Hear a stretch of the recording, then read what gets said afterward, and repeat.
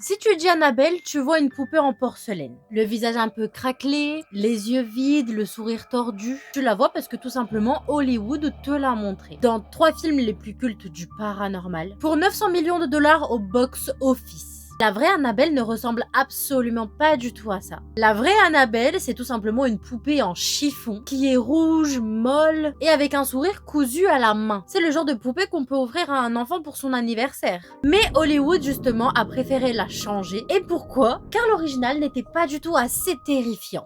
Mais si ça, c'est la vraie histoire d'Annabelle, est-ce que le reste est aussi vrai? Et c'est ce qu'on va voir dans cette vidéo. On est en 1970 au Connecticut, et il y a une jeune femme qui s'appelle Donna qui a 28 ans. Elle est étudiante en soins infirmiers. Elle partage aussi son appartement en colocation avec une personne qui s'appelle Angie. C'est aussi une autre infirmière. Pour l'anniversaire de Donna, sa mère lui offre une poupée, une Raggedy Ann qu'elle a trouvée dans une boutique d'antiquités. Un cadeau simple, un souvenir assez affectueux quand même. Donc la seule chose que Donna elle fait, c'est tout simplement poser la poupée sur son lit sans y penser davantage. Et forcément pendant quelques jours, il y a rien qui se passe. C'est totalement normal puisque à la base c'est une poupée. Donc il est forcément censé ne rien se passer. Mais petit à petit, il y a quand même des détails assez subtils qui arrivent. C'est-à-dire qu'il y a un bras de la poupée qui semble tourner différemment, des jambes un petit peu déplacées. Chaque matin, Donna remet la poupée exactement dans la même position qu'elle était la veille. Et chaque soir, elle la retrouve positionnée autrement. Puis, d'un seul coup, du jour au lendemain, la poupée ne change plus uniquement de position, mais elle change complètement de pièce. C'est-à-dire que Donna l'a laissée dans la chambre, et au final, au soir, on l'a retrouvée dans le salon. Parfois, elle était même assise en tailleur sur le canapé, parfois même à genoux en face de la porte d'entrée. Puis encore après, il y a des messages également qui commencent à apparaître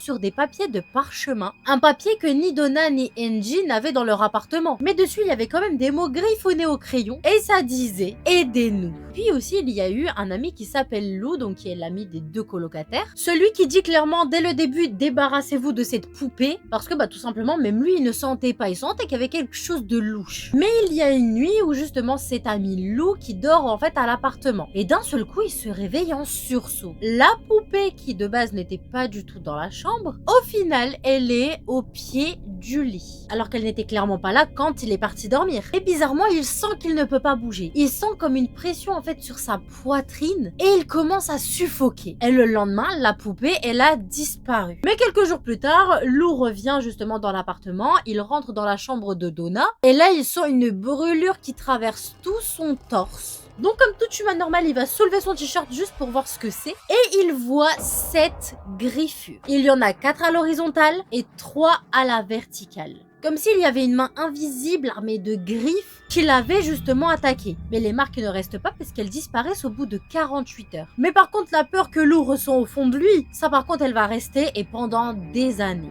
Pour Donna, ce n'est trop pour elle, elle va dire qu'elle va faire appel à un médium. Le médium va lui dire que la poupée elle est habitée par l'esprit d'une petite fille. Et cette petite fille s'appelle Annabelle qui est morte sur le terrain même où ils ont emménagé à l'âge de 7 ans. Les 2 jeunes femmes, quand elles commencent à connaître l'histoire de cette poupée, elles sont tellement touchées qu'elles décident d'accepter la poupée et aussi l'esprit qu'il y a à l'intérieur de la poupée. Mais sauf que malheureusement, ce qu'elles ne savent pas, c'est que c'était la plus grande erreur de leur vie. Car les choses au fur et à mesure ne font que empirer. Et c'est là que les Warren y rentrent en scène. Donc ils arrivent un après-midi en plein mois de mai. Ed forcément il est très imposant, alors que Lorraine de son côté elle est beaucoup plus silencieuse et observatrice. Ils écoutent les 2 jeunes femmes, ils écoutent l'histoire, et leur verdict clairement il est immédiat, ils ont même pas besoin d'en savoir plus.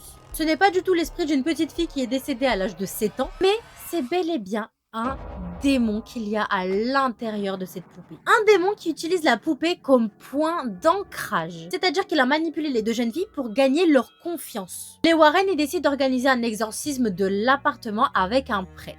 Et ils emmènent la poupée chez eux. Mais sur la route du retour, ça ne se passe pas plutôt comme prévu. C'est-à-dire que Edward, de son côté, raconte que les freins, ils ont commencé à lâcher au fur et à mesure. Que même la direction au niveau du volant et des roues commençait à se bloquer et qu'il devait absolument asperger la poupée d'eau bénite pour calmer l'entité en fait qu'il y avait à l'intérieur. Et là, bizarrement, la voiture, elle redevenait normale. Donc ils se sont très vite rendus compte que c'est bien l'entité de la poupée qui attaquait la voiture parce que justement, elle ne voulait pas partir. Quand ils sont arrivés chez eux, la poupée, ils l'ont immédiatement enfermée dans une boîte en verre. Mais cette boîte, elle a été bénite. Elle se trouve bien évidemment au sous-sol dans leur musée au Connecticut et avec une pancarte qui précise justement de ne jamais ouvrir.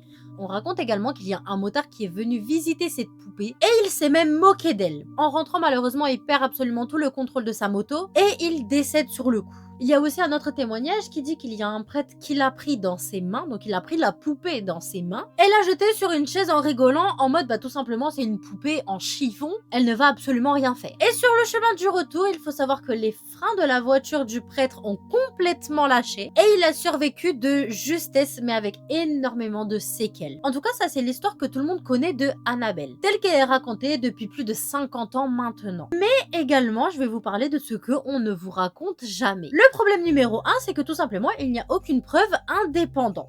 Tout ce qu'on sait sur Annabelle vient d'une seule et unique source. Ed et Lorraine Warren. Il n'y a rien d'autre.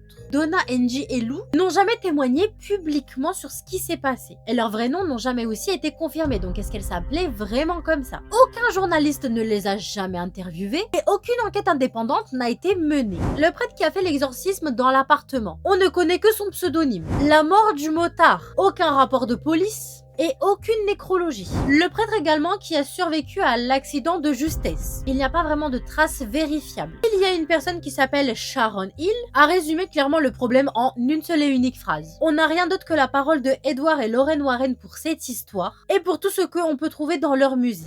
Ensuite, le problème numéro 2, Edward Warren se contredit lui-même. C'est-à-dire qu'en 1980, le livre The Démonologiste est publié. C'est le récit officiel de l'affaire de Annabelle. Mais quand Edward commence à raconter la même histoire en interview, bizarrement, il y a certains détails qui commencent à changer. Dans le livre, le médium, il dit tout simplement aux deux colocataires que la poupée, elle est habitée par une petite fille qui est décédée à l'âge de 7 ans et qui s'appelait Annabelle. En interview, Edward, il dit quand même que les filles auraient apparemment vu la poupée bouger ses bras devant elle. Mais par exemple, ce détail n'est pas du tout dans le livre. Dans le livre, le prêtre dit qu'il prend justement uniquement la poupée dans ses mains, il se moque d'elle et il la repose. En interview, Edward, il dit quand même qu'il l'a jetée sur une chaise. Dans le livre, l'accident du prêtre arrive après l'affaire de Annabelle. En interview, Edward, il dit quand même que c'est arrivé sur la même autoroute, mais après l'affaire de Amityville. Donc le truc, rien à voir. C'est la même personne qui raconte la même histoire, et pourtant il y a des détails qui ne collent pas entre une version et une autre. Le problème numéro 3, le musée des Warren, c'est comme un outil de vente. La poupée, on le sait tous qu'elle est enfermée dans le musée occulte des Warren, un musée qui est situé dans le sous-sol de leur maison. Et selon un auteur d'horreur qui a justement visité ce musée, Edward faisait lui-même la visite dans sa propre maison,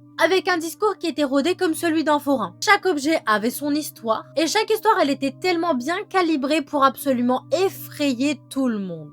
Et cet auteur, il s'appelle Ray Garton. Et il a commencé à dire un petit peu plus tard, Edward, Lorraine et moi-même, on était clairement dans le même business. Notre principal objectif, c'était de faire peur aux gens. La différence qu'il y avait entre nous, c'est que moi, j'admettais que toutes mes histoires étaient des fictions. Et maintenant, on va voir aussi des détails dont personne ne parle. Le 1er novembre 1963, il y a une télévision américaine qui diffuse un épisode de la série The Twilight Zone. Et l'épisode s'appelle Living Doll, donc la poupée vivante. L'histoire, elle est franchement très simple. Une poupée qui apparaît comme ça sous un format inoffensif, qui a été également offerte à une petite fille par sa mère. La poupée également qu'il y a dans la série menace le beau-père. Ils essayent bien évidemment de la détruire, etc., de la jeter, de s'en débarrasser, mais ils n'y arrivent pas. Mais en tout cas, il y a quand même quelque chose de encore plus troublant. La mère dans cet épisode qui a acheté la poupée pour sa petite fille, eh bien en fait, elle s'appelle Annabelle. Alors est-ce que c'est une coïncidence ?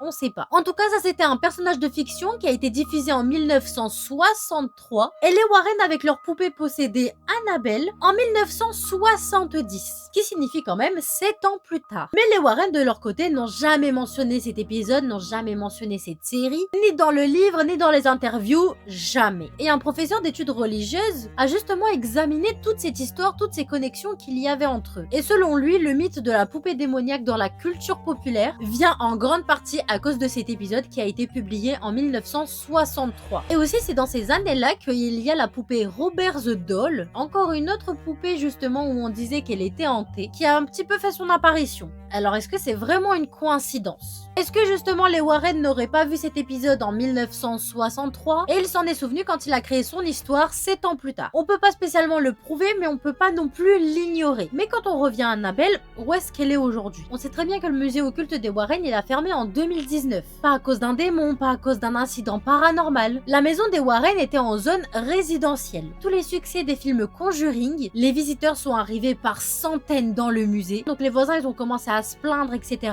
Et la mairie elle a dit stop. Et la poupée, elle est toujours restée là dans le musée, jusqu'en 2025.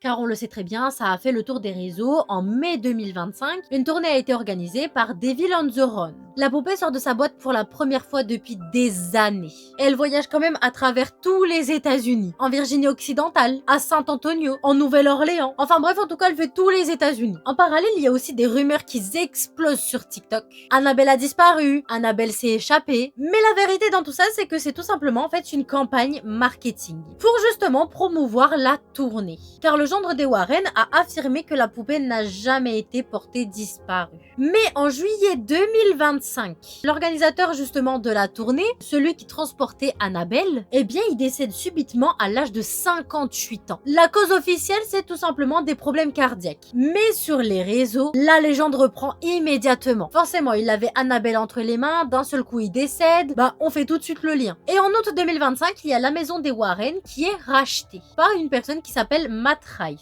C'est un comédien qui est assez célèbre, mais ce n'est pas du tout le seul acheteur car il y a aussi Elton Casti, qui lui est un YouTuber. Et tous les deux deviennent les tuteurs légaux de absolument toute la collection des Warren. Et bien évidemment qu'il y a Annabelle dans toute la collection. Et ça c'est pour 5 ans minimum. Il prévoit aussi de rouvrir le musée au public, et cette fois-ci un petit peu mieux organisé pour éviter de chambouler tous les voisins. Et il prévoit aussi de proposer pour louer des nuits dans la maison. Comment vous dire que les 100 premières, elles ont été vendues avant même l'ouverture officielle au grand public. Alors franchement à ce moment-là, je crois que Annabelle n'a jamais été aussi rentable. Car il faut savoir que tous les gens qui viennent, c'est principalement pour Annabelle. Les Warren, ils ont réussi à transformer une poupée en chiffon en légende mondiale. Même si les preuves sont inexistantes, même s'il y a des contradictions dans les documentaires, et même si le parallèle avec la série The Twilight Zone est assez troublant, il y a quand même des choses qu'on ne peut pas expliquer et qu'on ne peut pas ignorer. Donna, Angie et Lou, même si on ne sait pas si c'est les vrais prénoms, eh bien tout simplement ces personnes ont existé. Elles n'ont également jamais cherché la lumière, elles n'ont jamais gagné d'argent sur toute cette histoire. Elles ont juste